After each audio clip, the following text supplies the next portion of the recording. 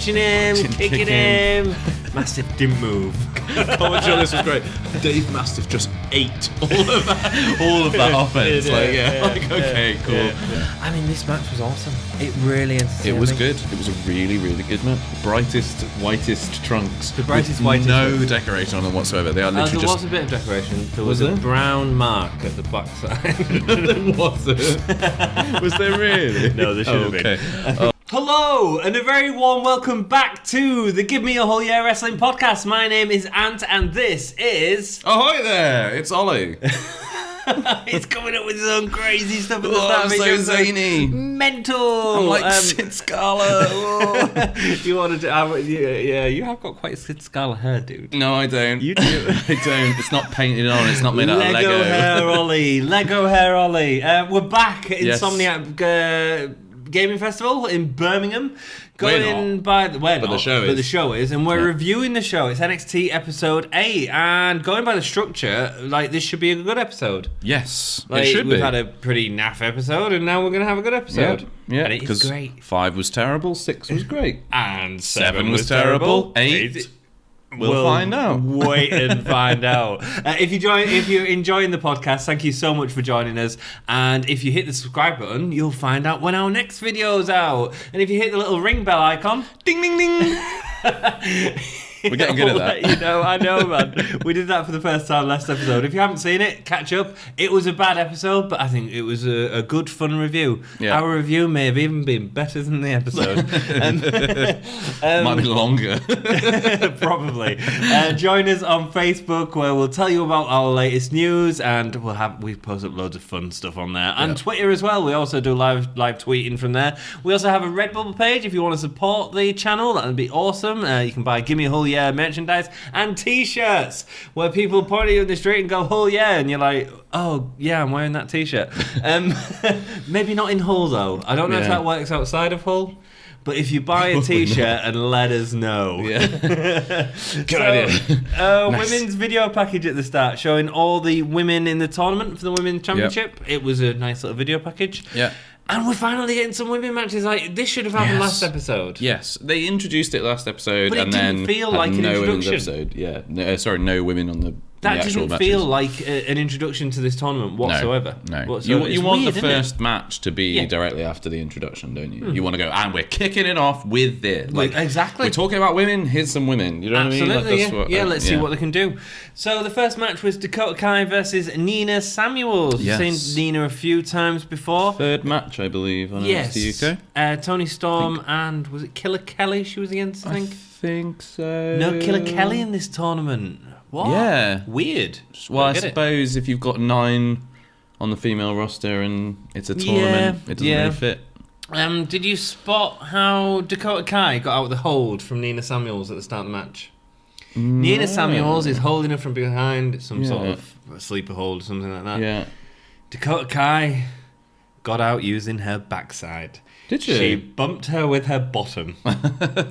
Well, I think I've seen the men do that before. What? I'm sure I've seen that in like where they go like. Doosh. Was this on WWE programming or sure on it a was. certain website which shall not be named? No. Nothing like that. Honestly. I thought it was a unique way to get out. Yeah. A little weird. Yeah. That goes into a running knee kick, and then she does a double foot stomp, man.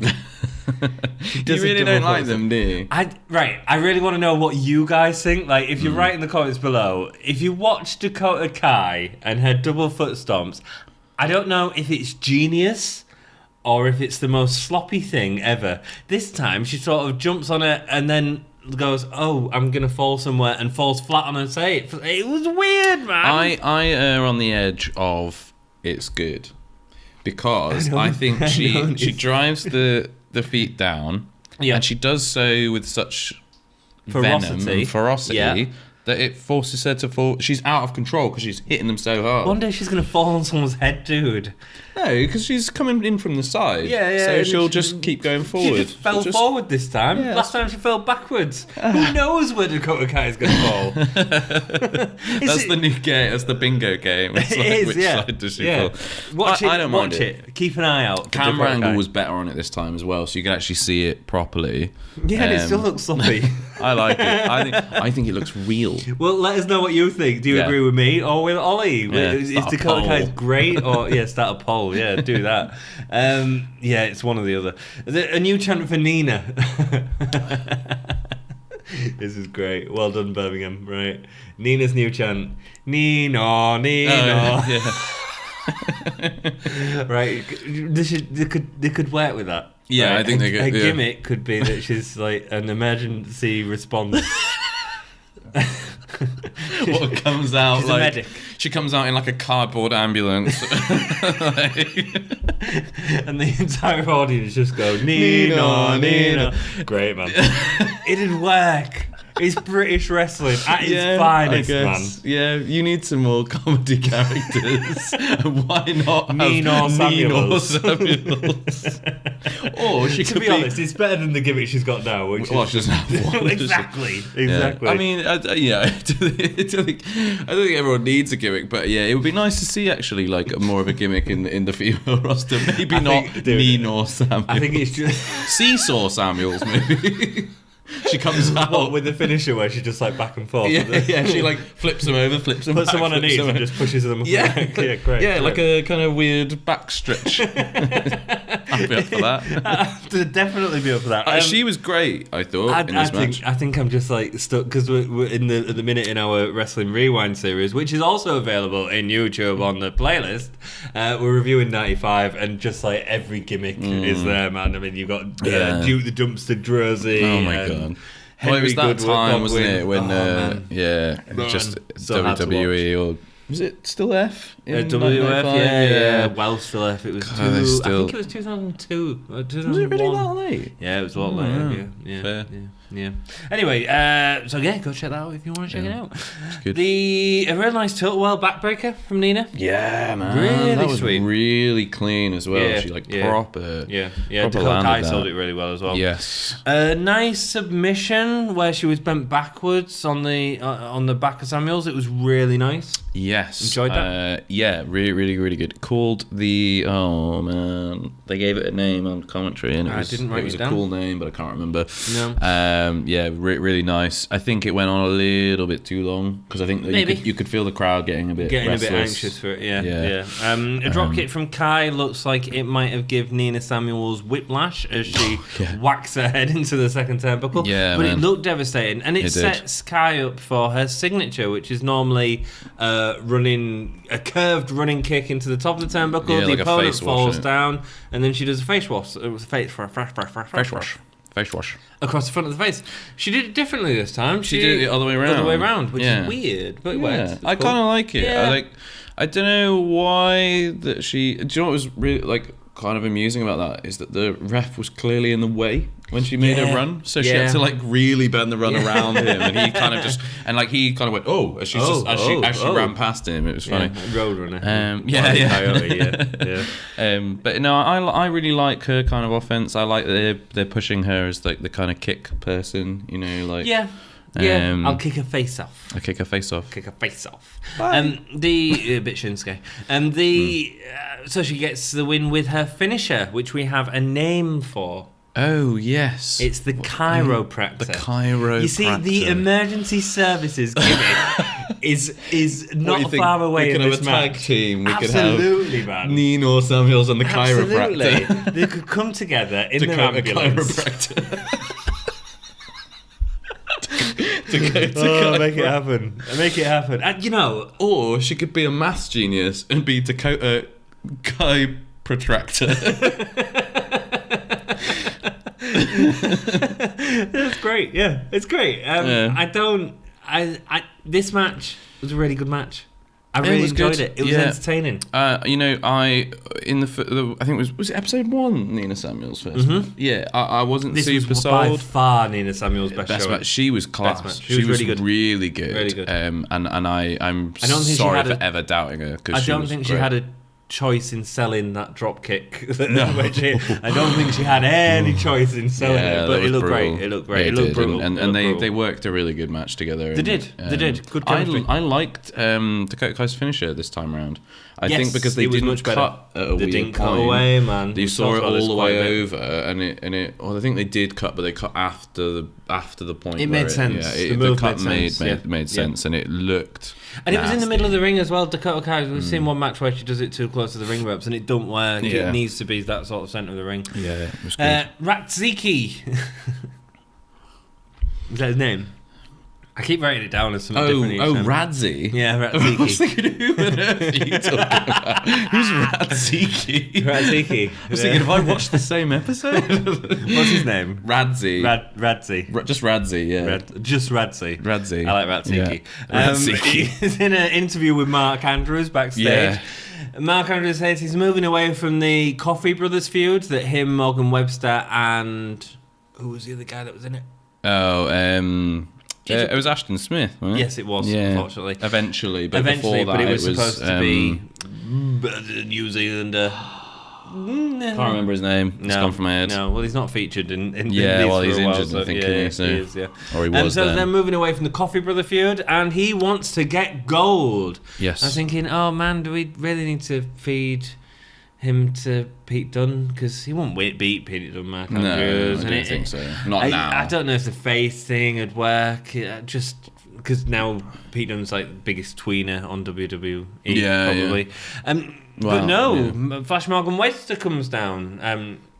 This Mark Andrews says there's stuff he can do that no one else can do. I thought it was actually really accurate. Because we actually discussed that. Yeah, didn't we? Absolutely. In one of the episodes, episode 6, I think. Yeah, no, he's great. He's Flash really Morgan good. Webster enters saying he wants to go too, and the tag team titles would look great around the waist. Flash Morgan Webster and Mark Andrews as a tag team. That's great. Yeah, that works. I kind of figured they would anyway, though. That's the only thing. Yeah, well, I mean, because they'd already kind of done the tag team stuff related to the Coffees. I kind of figured that's what they were doing. Yeah, Webster had sort of been the first one to save him. In that first I didn't think that they match. would stick it out as singles. No. You know, after that, I figured they would be paired up. But No, it's interesting. The tag team roster, we'll talk about it more later in the episode, but it's getting really stacked, actually. yeah, it's really stacked. Like very quickly is some Very quickly. Just speaking about Radzi, I know he Ratzik. Radziki. Radzi. I didn't mention on the last episode, but he when he was interviewing Devlin, I'm sure he said something. He wanted to say winning streak. You've been on quite the winning streak, but he said you've been on quite the winning streak, which I really like as an idea for like a kind of like I'm on winner's streak. You know, I'm on the winning streak. Do you think he's going to carry it on? I doubt it. I think it was probably a slip of the tongue. But Radzi's been a probably weird. got beat by Simba when he got back. I really like Radzi. I think as his character, we've discussed this. I don't. But his questions are always so boring. Someone needs to give him new questions because it's terrible. An interview with Ashton is next. After his loss last week, he's going to pick himself up. Eddie Dennis comes on and says he's ready to face Ashton. Ashton is painful on the mic. That's not a match I want to see, actually. I don't know. No, I don't know if he interested. said he was having a match. I think he said he was. You should watch my match to get tips. I thought he said he was ready for Ashton next week. I don't know. He was very maybe so. quiet when he came over and he said, and then he went, and then kind of went off. Okay. I think what he was saying was, like, he said, "I'll give you a tip. Okay, watch my match next week, and you'll get a tip." Maybe I missed it. And I think because then Ashton Smith said, I think Radzi or whoever was interviewing him said, "Oh, will you watch his match then next week?" And he went, "I think I will." Oh, right, yeah, sorry, I've not got the gist of it. Right. Weirdly dramatic. Because I was thinking moment. Eddie Dennis and Ashton, I've got really no interest in it. It's probably what they're leading to. Maybe, yeah, probably. Well, otherwise, I've still got no interest in it. Yeah, no. Next match, Tyson T-Bone is debuting this time versus Jake Constantino. Create a wrestler. Create a wrestler. Yeah, Probably great. my favourite chant of the evening. It's a great chant. So Great chant. he basically, this wrestler, he doesn't get his entrance. He's just in the ring when we come back from the interview, and he's wearing the brightest, whitest trunks. The brightest, with whitest no ones. decoration on them whatsoever. They are literally There just. was a bit of decoration. There Was was a there? brown mark at the backside. There wasn't. Was there really? No, there should have been. Oh my god, I thought If Bruce genuinely Pritchard that would was have been doing it, they would have hilarious. definitely put that in. Yeah, no. He had the tightiest, whitest whites, He which which was also commented on. It was, yeah. It was Tighty great. whities. It's a very strange choice, I think. Just Yeah. going in like just plain white trunks. I didn't get it. Well, it was a did look jobber. like Create a It didn't wrestler. matter, man. It was a jobber. Well, It was a yeah, jobber. I suppose. Tyson T-Bone apparently brought up on boxing. It's a squash match. Now, this is really interesting for the next match as well. Yeah.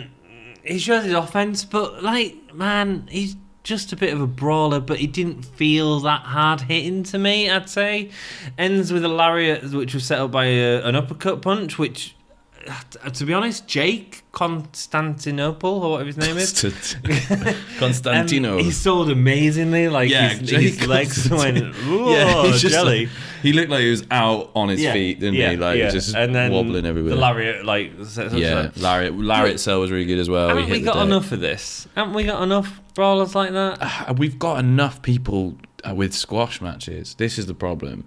Okay. I think how many big, biker looking dudes we've got who have just been squashing kind of plucky guys. We've had 8 episodes. We're on the 8th episode and we've already had it happen 4 times, I think, which is just Speaking of that, it's the too next many. match. Yeah, I know, but then we get another one. But I really like that. Actually. I think it's really different. The dynamic of these two, it was like the one-upsmanship thing, because Tyson T-Bone at the end of the match goes, "Is this all you've got? Is this a joke?" Yeah. Throws the mic. He's being disrespectful, which was interesting because the crowd turned on him so quickly. Yeah. because they were really behind him. When he came out, he was getting as soon as he went, "Oh, this is is this all NXT UK's got?" Seriously. He was getting proper booed. People were really going at him, Yeah. and I thought that was interesting that they turned on him so then quickly. Dave Mastiff's music starts playing. Yeah. And it's I was thinking, are these two going to go at it? Is this really sort of Dave Mastiff massive face push, Yeah. But it's not, and I really enjoyed what they did with it. So Yeah. the two stare at each other, then they meet at the ramp, and Mastiff says to him, "The best NXT UK has to offer, watch this." you Yeah. know? And then he goes into the ring. And then this jobber, Dan Maloney... Dan Maloney. He gets an entrance. He gets at an least, entrance, and he has- sold it really well, actually. Yeah. He sold the fear of, He's coming what- down to the ring What am I going to do? Yeah, because not only is he a jobber going into a match, but he's a jobber going into a match with someone that's about to show off to someone else about how quick how he can badly beat he's gonna beat him up, yeah. It's great. So he gets to the ramp and he just looks like if he had white trunks on, he would have that brown mark. Yeah. Well, what was really good was the commentary. We were saying Dan Maloney, he's a local guy. The commentary on this episode was a bit weird though, right? They kept mentioning stuff I think actually maybe on the last one as well. They kept mentioning people's backgrounds and saying, they had a really tough upbringing and a bad, violent family life and stuff. And I was like, I think it was Ashton Smith. They said he's had a rough family home life. And I was like, it's a bit. I've talked about that on the podcast before. Sometimes it's going into real life that's actually really too dark. If it's true, it's deep, man. But it's not even whether it's true or not. Well, it's just I I don't watch wrestling to. I watch it to escape. Yeah, my that life, kind of not my life. Hey, if I didn't have wrestling, I'd kill myself. No, I watch it to escape all that. And there was another storyline that was very similar, I think, with Shayna Baszler in the past. Yeah. It was too rooted in that sort of evilness. But they really went in on it in this episode. On this right, thing okay, cool. which was weird because they said Dan Maloney's got friends in prison and he's had really rough upbringing, full of violence, and he's an inspiration to those people trying to make him better and stuff. And I was like, okay, that's good, but also why do we need that much storyline for a jobber, man? Unless he's going to feature again. Yeah, but I don't know. With the setup of the squash weird. match to this is a better squash match. Yeah, that makes no sense. Yeah, it doesn't. You don't get any talent. You get a jobber in, and you get him to get destroyed. It was have strange. Mastiff eat him. Yeah. Mastiff comes out in a red and black costume. Vader, man. Yeah, it was. Vader. Yeah, I like his Great. jacket though as well. It was nice. Cool, It was nice. He's got a cool jacket. Dan. Oh, Dan. Dan, you went straight for it, mate. Straight for Mastiff, punching him, kicking him. Mastiff didn't move. Commentary on this was great.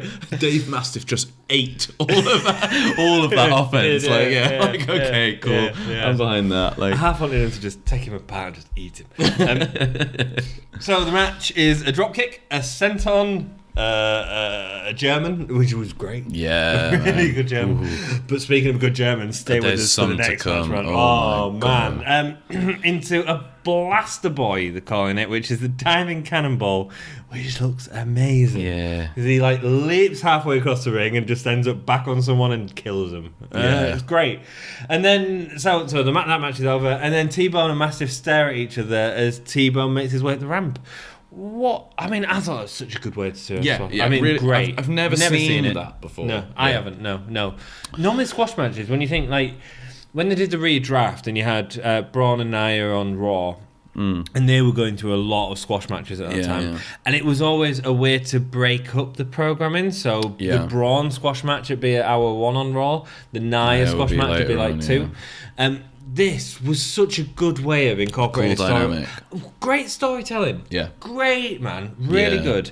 And what comes you know next what? from? Tyson T-Bone, I really liked what he was doing, where he kind of came out and Dave Mastiff was like, "Oh, watch this," and he was like, "Yeah, I'm watching you," and then like as he saw Mastiff's offense, he was kind of going like, "Oh no, I'm still watching you. watching you." Yeah, it was great. It was really well like sold. he was really like playing So what's into this happening idea. next for these two?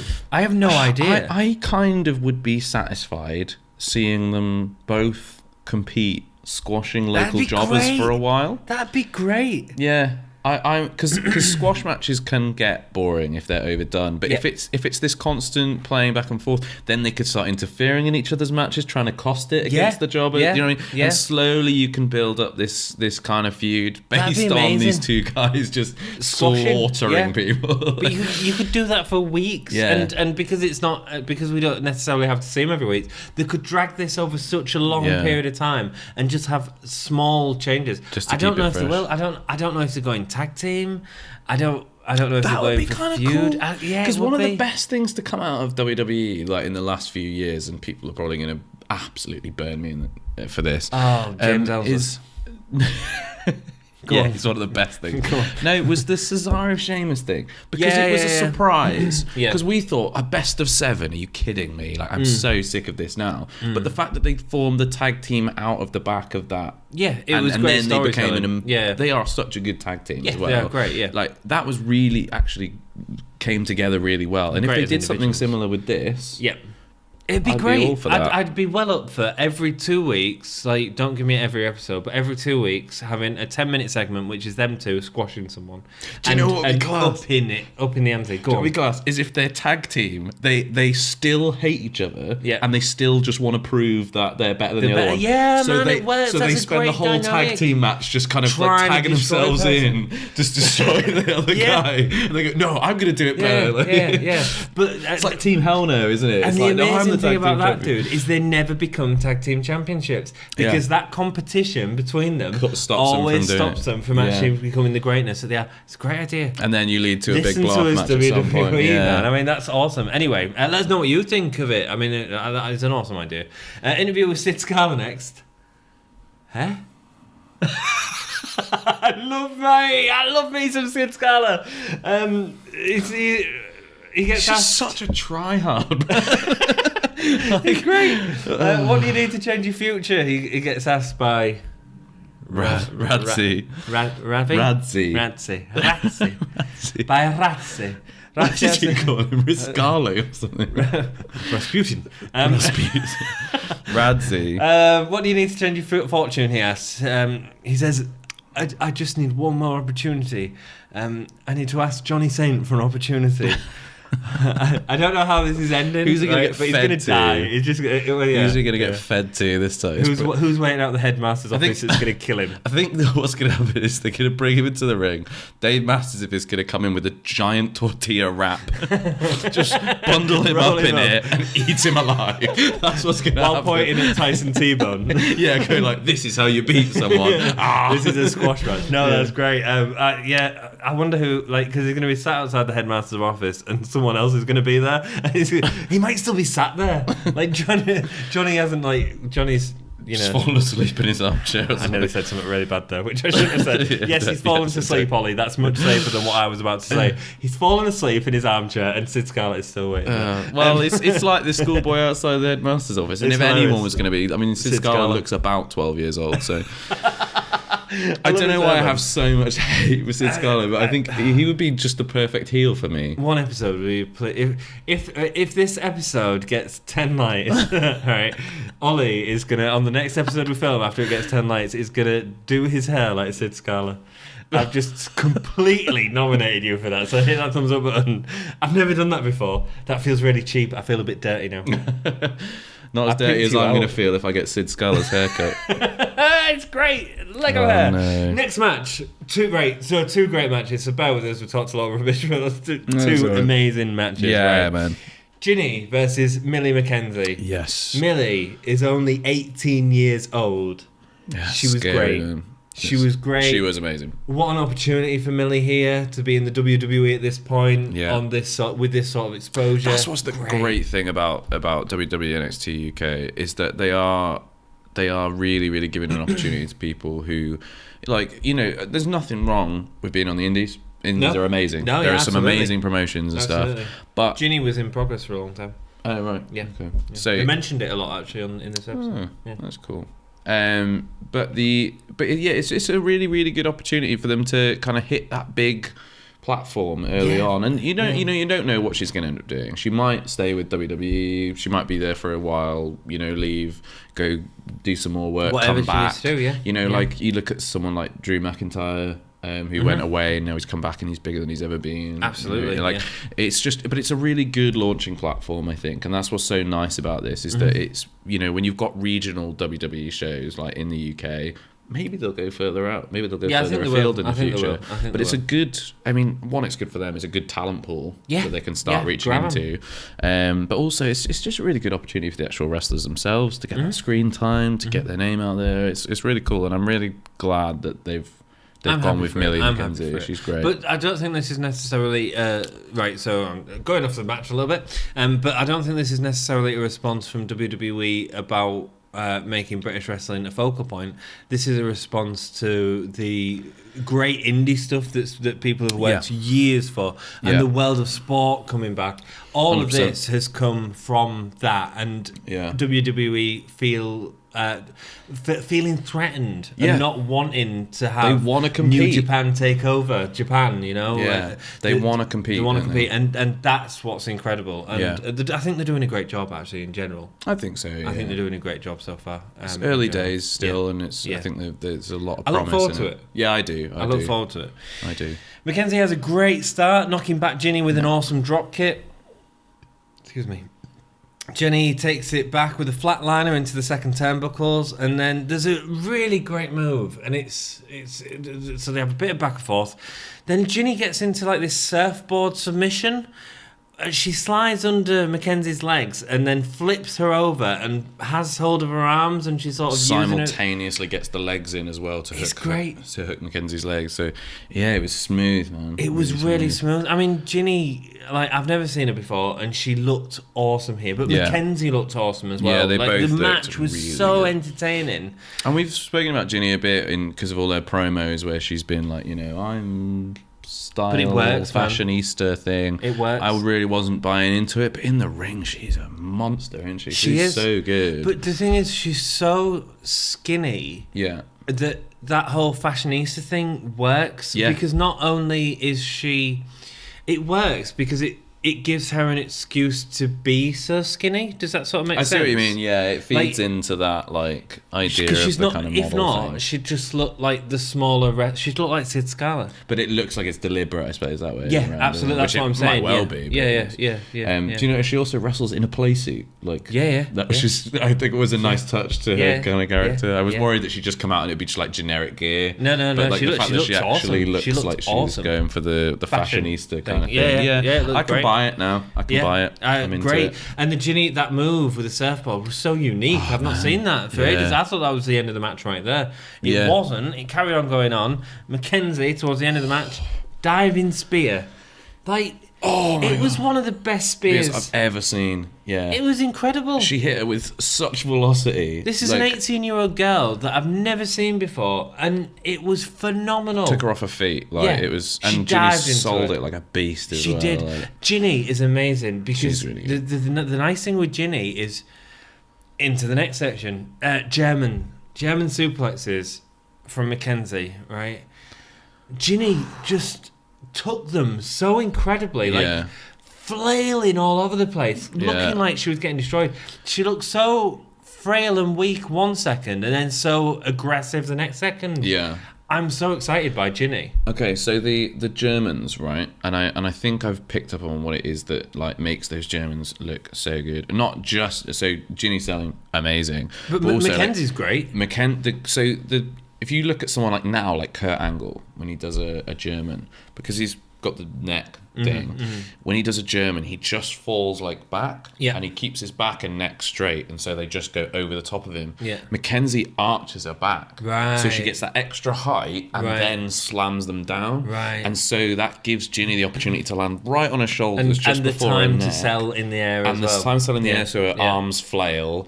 It's this up and down motion rather than just falling backwards kind of thing, and it looks amazing. It looks awesome. Those Germans were incredible. They were mind-blowingly good. And then the rolling kick from Jinny for the win. It's like set up like a revolution knee, and then she goes into a rolling kick instead. Yeah, it's like nice ripcord thing, isn't it? Nice. Yeah. I mean, this match was awesome. It really entertained me. It was good. It was a really, really good match. Who do you want to see? Jinny, like Jinny versus Toni Storm, but not just match. Jinny as well. Like it's easy to say Jinny looks $1 million here because she did. Yeah. Not only did she sell incredible, can you imagine Jinny versus Toni Storm? Yeah, man. I mean, that is gonna. You've got technical match. Oh man, and Jinny would sell all over for her, and it'd be amazing. But Mckenzie as well.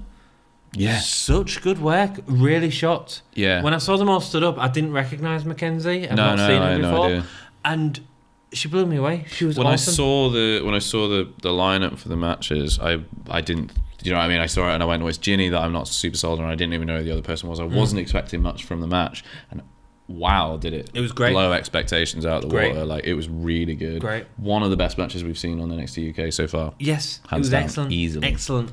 Let us know if you think that was one of the best matches. It'd be great to hear your opinion on that match. Yeah. Next up, we have a Ligero video showing what Devlin said about him next week, and then setting up a match for next week. Yeah. I think they reused some of the same footage that they used on his last video package. Yeah, it's getting but it's fine. It's okay. It's okay. People might not have watched every episode. And then blah, blah, blah. Zack Gibson promo next. I love the way he holds onto his S's on his promos. Yeah, he's just so good.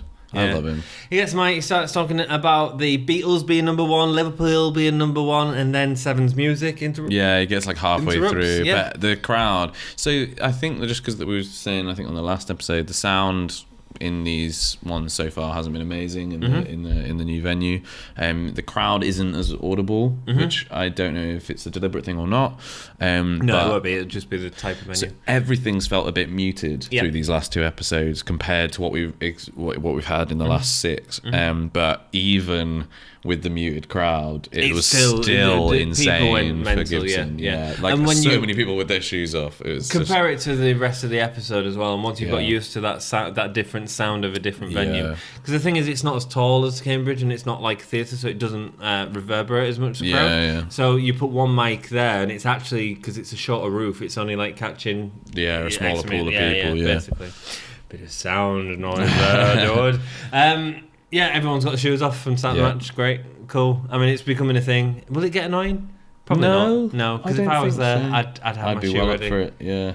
I think it can only get bigger. Dude, I'm going to Download Festival next year. Yeah. Right. I'm going. Like, I'll be there. Gibson will come on at the match. Right. My new chant. Okay. If you hate Gibson, bras off. I'm going to borrow my friend's bra, and I'm going to hold it in the air and just see if if the magic works. See if you can get it like. See if I can get one other person around, to take off their bra. Opposite, like. and look at me with my hairy long hair and go, oh, that woman's doing it.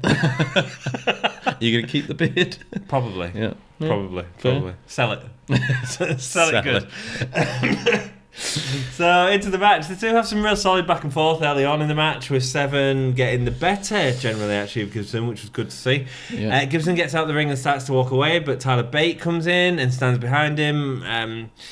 So obviously he gets back into the ring. They had a little bit on the outside. It was cool. Seven goes into the ring and Gibson tries to Irish. No. Seven tries to Irish whip Gibson. Gibson stands firm and at this point starts wrenching on his arm. Yeah. That was really neat. He did. He started into this working the arm thing, setting up for the Shankly Gate. Which was really cool. Yeah, but it was the way that they did it in terms of him going for the Irish whip, but him standing firm and then going, no, actually, I'm going to use that against you. That was really cool. A little bit, but really cool. Gibson's great with that kind of like. He is. So it almost feels impromptu, but also very calculated. Very calculated. He's one of those great wrestlers that when he's focusing on something, he'll work the arm, and everything he does will have a point, a purpose. Yeah. And I love seeing that from someone. It's great. You notice the little too sweet that Trent Seven gave on the Tyler outside? Bate on the outside. When Tyler Bate saved him. Weird, yes, little too sweet there, and I was like, a bit like what faction? All of the factions now. Do you mean the Clique? Or very do you good, mean, the Clique. I was just checking your past wrestling knowledge. Don't worry. You know why I was testing your past wrestling knowledge, do you think Ollie? I was going to say Balor Club? Yeah, I did, yeah. Balor Club. The Club. It could be Balor Club, it could be Bullet Club, it could be The Club, it could be the Clique. It's Clique, baby. It's Clique. And now it could be Mustache because Mountain. We've got another series on our YouTube, Ollie. Do you? It's called Wrestling Rewind. And I don't think you've ever mentioned that before. I don't think I do, but if you're into old wrestling, check it out, man. Check it out. Back into the match. Too sweet. Yeah. We're allowed to do that, apparently. Apparently.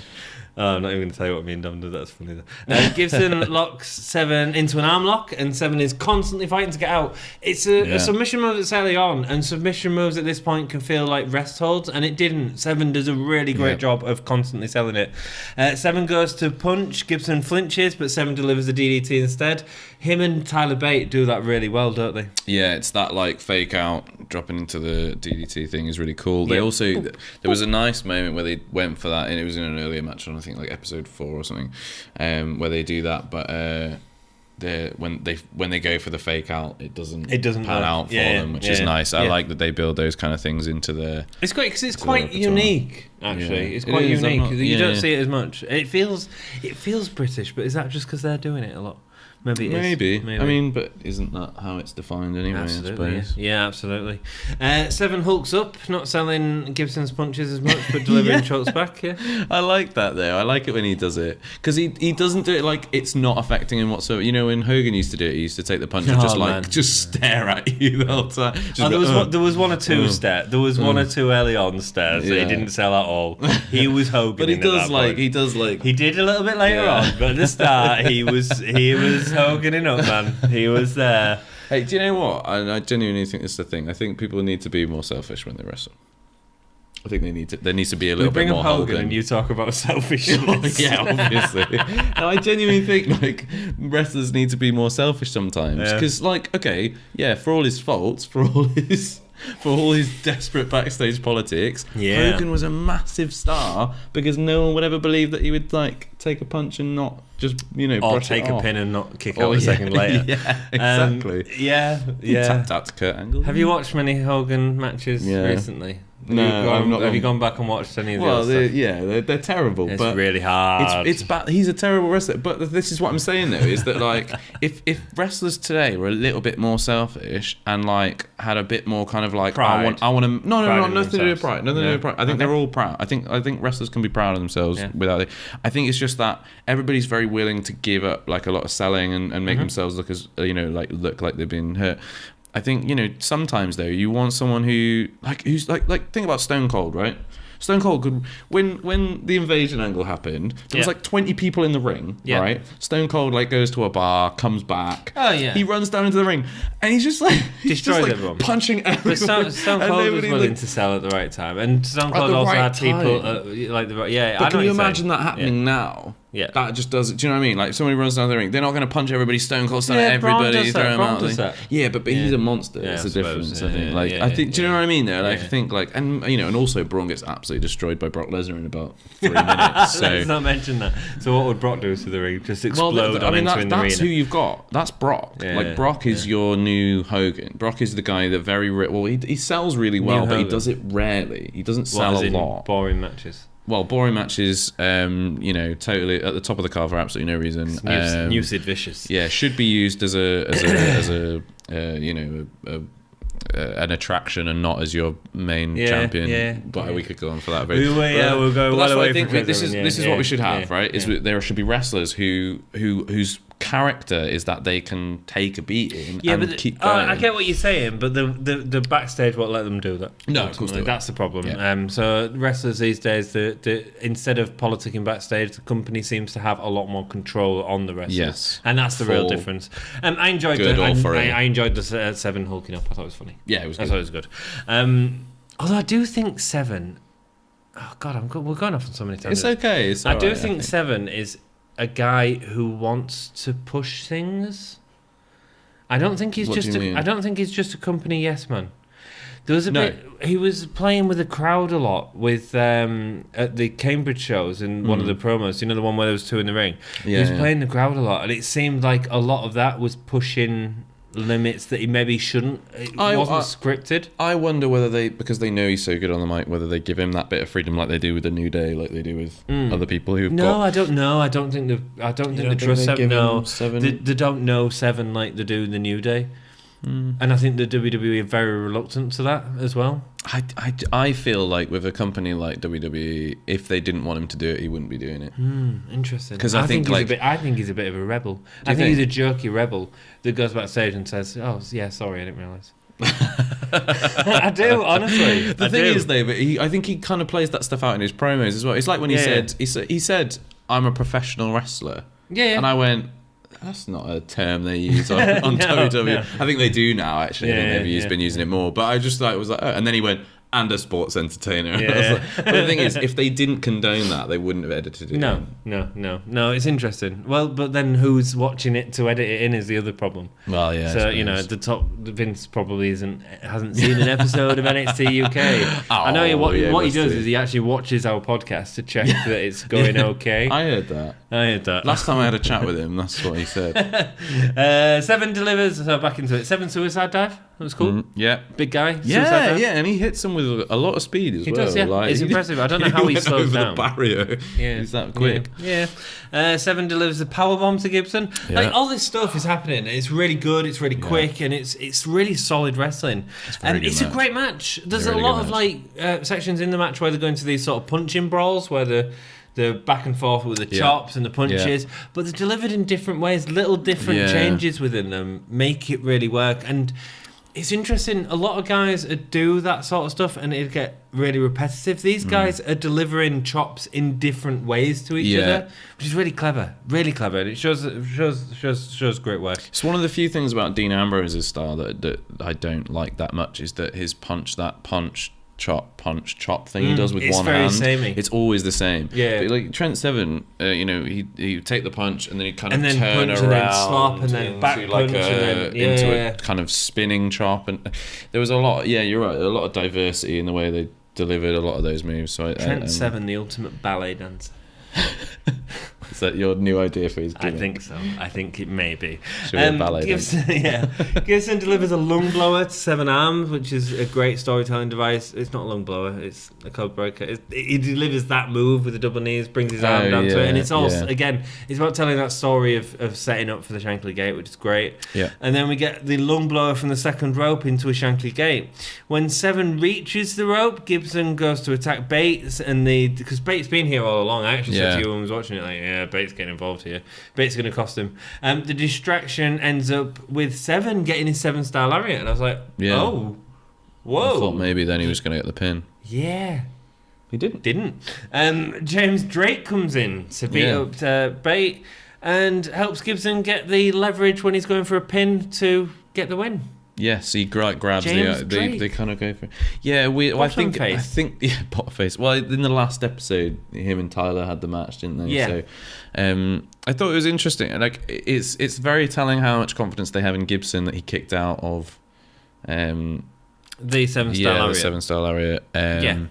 But he was going to after Seven made it to the ropes from Shankly Gate. Yeah, I think so. Like they both kind of came out of that quite protected. They both come out of each other's finisher. Yeah, which was nice. It was actually that whole moment where Tyler's kind of like willing Trent to make it, and he keeps like nearly tapping. Yeah. That felt really. I thought good. we was getting another towel moment, like when Tyler Bates threw the towel in for Trent Seven. Oh yeah, I thought it was going for that again. But maybe that's the point. Is they're teasing teasing that idea again. I love that idea. Yeah, it's cool. What do you think about James Drake and Gibson as a team?